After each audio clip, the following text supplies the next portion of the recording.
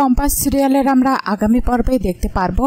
Compass ঋতুজাকে বলেন, মা শোনো না, তোমাকে যেতে হবে না, আমি আর বিহান স্যার যাচ্ছি, তুমি গাড়িতে গিয়ে বসো। ঋতুজা বলেন, কেন রে, কি হয়েছে? যাব না কেন, সেটা কি হয়েছে বলতো? কম্পাস বলেন, মা ওই লোকেশনের মেসেজটা আমি পাঠিয়েছি সবাইকে। ঋতুজা বলেন, মানে তুই জানিস নাকি যে কারা বুবলিদের কিডন্যাপ করেছে? কম্পাস বলেন, এক কথায় বললে তো তোমার বিশ্বাস হবে না মা, শুরু থেকে বলতে হবে। বাবার শেষ ফর্মুলাটা এরা পায়নি, কিন্তু তাও ওই সায়েন্টিস্ট নিজের মতো করে শেষ করেছে কাজটা ঠিক মতো হয়েছে কিনা। ওদের হিউম্যান বডি দরকার ছিল, মানুষ দরকার ছিল মা, মানুষ। সেই কারণে অখিলেশ স্যার বুবলি আর বাবুলালকে কিডন্যাপ করাই ওদের ব্যবহার করবে বলেই, কিন্তু ওরা এখনো শিওর না ইনজেকশনটা ঠিকঠাক তৈরি করতে পেরেছে কিনা। ঋতুজা বলেন, মানে ওদের জীবন? কম্পাস বলেন, সাংঘাতিক বিপদের মুখে মা, ওদের শরীরে যদি অলরেডি ইনজেকশন প্রয়োগ করা হয়ে থাকে আর ওরা যদি ঠিকমতোই ইনজেকশন না বানিয়ে থাকে, তাহলে বাবুলাল কাকা আর বুবলিকে ফেরত পাওয়ার আশা অনেক কম মা।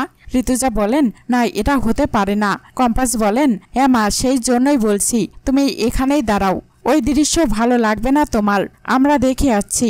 আমি বুঝি মা এর ফলাফল কি হতে পারে, সেই জন্যই আমি অখিলেশ স্যারের কথা কাউকে বলিনি, তোমাকে আজ বাধ্য হয়ে বললাম। বিহান কম্পাসকে বলেন, কার পারমিশন নিয়ে তুমি এখানে এসেছো? বাড়ির তিনটা মানুষ কিডন্যাপ হয়েছে, তারা বাড়ির কাজের লোক, ওরা কাজের লোককে নয়, বাড়ির কোনো মেম্বারকে কিডন্যাপ করতে চেয়েছিল, হয়তো বুবলিকে বাড়ির মেয়ে ভেবেই তুলে নিয়ে গেছে। এইসব কথা তো বাড়িতে ডিসকাস হয়েছে, হয়নি? সবকিছু জানা সত্ত্বেও কি করে তুমি বাড়ির বাইরে পা রাখলে? কি হলো, উত্তর দিচ্ছ না কেন? আর যদি তোমার কিছু হয়, যদি তোমাকে তুলে নিয়ে চলে যায়, তখন কি করবে? কোন সাহসে তুমি এগুলো করছো? কম্পাস বলেন, না মানে? বিহান বলেন, কোনো মানে নয়, কারোর পারমিশন ছাড়া তুমি বাড়ির বাইরে পা রাখবে না। কম্পাস বলেন, আপনি আমার কথাটা একবার শুনুন। বিহান বলেন, কোনো কথা না, বাড়ি চলো। এদিকে কম্পাস অখিলেশকে ফোন করে বলেন, আপনি যে বুবলি বাবুলালদের কিডন্যাপ করিয়েছেন সেটা কিন্তু আমরা জানি, আমাদের কাছে সমস্ত প্রমাণ আছে। অখিলেশ বলেন, কি আপনি? কম্পাস বলেন, সময় হলে জানতে পারবেন অখিলেশ চৌধুরী। আপনি ভাবছেন আপনাকে কেউ দেখতে পায়নি, আপনি ধরা পড়বেন না। ধরা পড়ে গেছেন আপনি অখিলেশ চৌধুরী। বাবুলাল আর বুবলিকে কিডন্যাপ করে কোথায় নিয়ে গেছেন আর কি করেছেন সবটা কিন্তু আমরা জানি। কাজের লোকের কোনো ক্ষতি হলেই আপনার কি অবস্থা হবে বুঝতে পারছেন তো?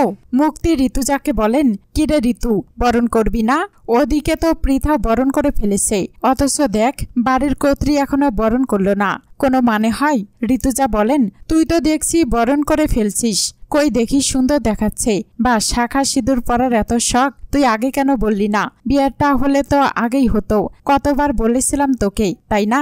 মুক্তি বলেন, শাখা সিঁদুর পরতে আমার ভালো লাগে তাই পরেছি,